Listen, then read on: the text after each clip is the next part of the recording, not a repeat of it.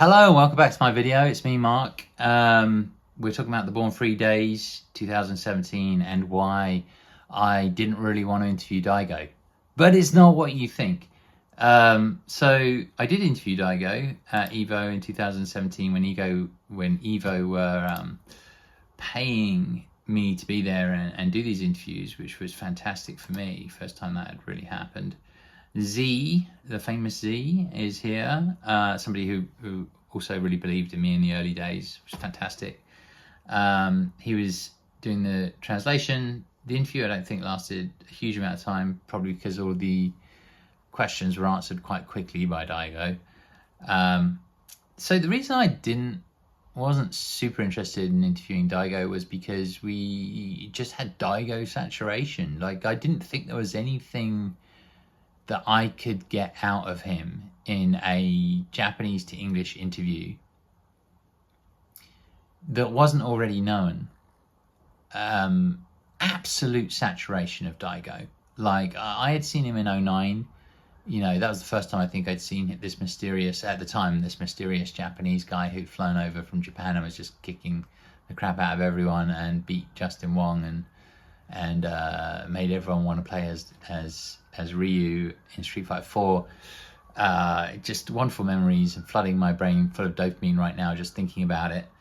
I think Daigo's an incredible person. I think he's achieved some incredible things, but at the time he had a book out, so he already had a biography out, right? I think he might have had a manga out, which was based on his life, if not soon. May have had 2 books out, not 100% sure. He had done various documentaries and interviews and so on in Japanese, you know, like, so there was already some good, really amazing stuff out there. It wasn't like the other people in the FGC who, you know, no one had heard from. You know, one of the things people liked about my interviews was the fact that sometimes you didn't really understand a player until I interviewed them. Or somebody interviewed them, you know, and then you got a sense of who they were and their character and how they held themselves and how they spoke and all that sort of stuff. And that's why I always loved the in-person interviews and the chemistry of being with somebody rather than Zoom and all that stuff, which is something that I'll probably talk about another time. But yeah, Daigo's a legend. Daigo's a legend. But the saturation of Daigo was such that all the information you wanted was kind of out there. There was an interview with Seth Killian, which was a technical interview about a fight he had with, I've forgotten the player's name. He was a good player, he's a really good Guile player. But a stunning interview. I really enjoyed it. He was talking to him about the game almost frame by frame. And all the thoughts that were going through Daigo's head. And Daigo, I'm sure Daigo was given the heads up about the fight, but he could remember, you know, what had happened in that fight and what decisions he had made and why he had made them. And one of them, which blew my mind, was spacing. And I've forgotten the term for it, but what's it called?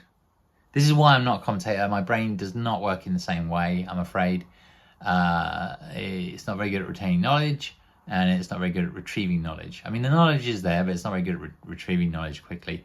But there's a type of move, you'll know it, and you'll probably be shouting it through the screen at me now. But there's a type of move where you can move your character forwards, then cancel the move into something else. And so you gain a little bit of forward momentum, distance, basically. And with Guile at that time, you could move him slightly forwards and then he would go into you could move him into a flash kick. Or it might have been an EX flash kick. And Daigo got caught by it. And the question was why? Because he was really good at spacing, you know. And he said he had assessed the other player and felt that he wasn't able to perform this move, or at least perform it in that setting at that competition. And it turned out that he could. So he got caught out. So I thought that was a stunning interview. Then, of course, there was a conference. I don't know if many people know about this. Some do, some don't. It depends how much of a Daigo fan you are. But it wasn't overly publicized, but it was translated by Giuna from Anime Illuminati. I think it's Giuna.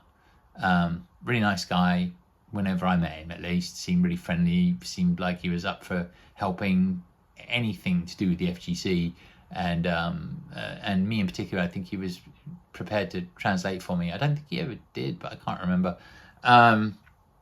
Good guy anyway. But he actually translated that conference. It was Daigo talking to a bunch of businessmen about success, about failure, about how he thinks about life, and it was really good, really good. But then also, I think at this time, so did I already say he had a biography? He had maybe 2 biographies. He may have a manga. Also at this time, he had, like, I think Red Bull had decided that the best way to work with him was to just give him a camera. So he used to have, I think he had inside the Red Bull studio stuff, and then he also used to wander around with a camera, which he used to turn on and just show little snippets of his day and give you some insight into that as well. And then shortly after that, you know, I don't think it was at this time, but then shortly after that, you had the Daigo stream, right? And the Daigo stream is incredible for insight in the way his brain works and just life. And he's philosophical, and he's also talking about fighting games and mixing the two and all that stuff. So it's all the wonderful things that I always wanted from my interviews, but Daigo is best just sort of left alone to do it himself. Leave him alone with a camera on a stream, and he will give you that stuff. Or when Red Bull gave him that camera to wander around the streets with, you got some of that stuff. But, you know, essentially, I just felt like by the time I made a name for myself, by the time I was ready to interview Daigo, it was super saturation of Daigo, and anything and everything that you wanted to know was already out there. So I didn't know that I was necessarily going to be getting anything of interest or new for anybody. And I think it kind of turned out that way. I threw in a question about Game of Thrones because I'd heard that he liked Game of Thrones. And that is the one time in the interview where he really lights up, like, oh, Game of Thrones, Game of Thrones. But I don't even remember having follow-up questions for Game of Thrones, to be perfectly honest. It was just one of those random sort of questions. You know, he had an agent at that point, lovely lady, I've forgotten her name, but she was wonderful to work with. He was an hour late, by the way, talk about superstar. But you know, all these guys, they all had jet lag. That was the other incredible thing about some of these Japanese players, is the amount of jet lag they're dealing with and still dominating.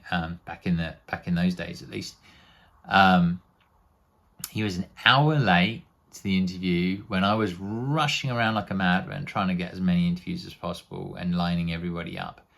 But you know, he's Daigo, so it was like, well, I think we'll wait and we'll make it happen. Let's get this in the bag. Everyone seems to want it. A lot of people wanted me. I felt like people just wanted to see BornFree standing next to Daigo, and like that had to happen. Like that Daigo interview had to happen. It's almost like it had to be part of the BornFree library. I was okay with it because it's like, you know, Pokemon. Like for me, it's like I've got to catch them all. You know, I was like that with interviews. Like, got to catch them all, Pokemon.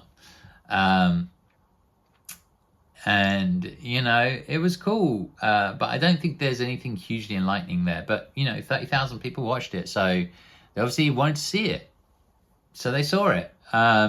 And we did it, and you know, nothing against Daigo, he's a really nice guy, but I just didn't feel that I was going to get anything new, you know. And I was always looking to get something new if possible, or shine the light on someone who doesn't normally get spoken to, and you don't really understand them, or what have you.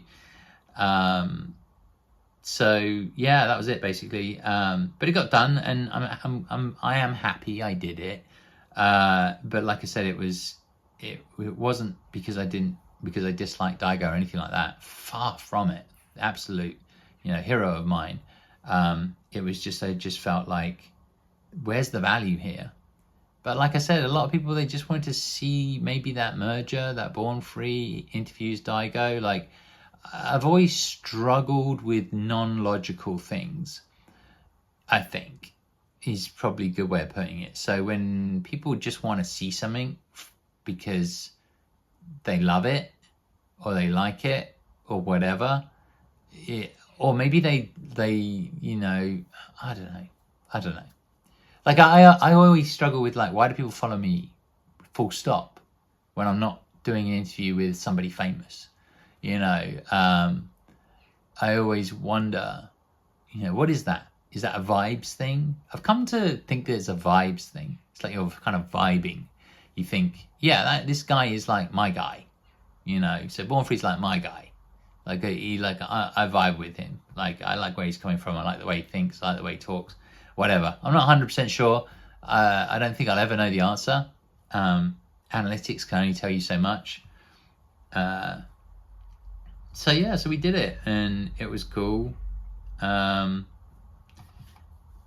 it went into, you know, it went in with all the other interviews. The other thing I wanted to say was thank you to Super Famicom. Hoping you get yourself as healthy as you can be. You matter. The interviews and videos entertained me and helped me feel like I had like-minded friends in far places, as we were discussing.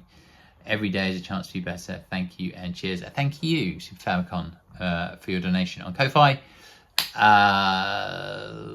You know, I really would love to talk about my Super Famicom days. I'm showing my age here, but that was when I was really into gaming. There was some pretty cool stuff going on at that time, in my mind at least. But for now, I think we're gonna say goodbye until the next video. Thanks for watching, guys.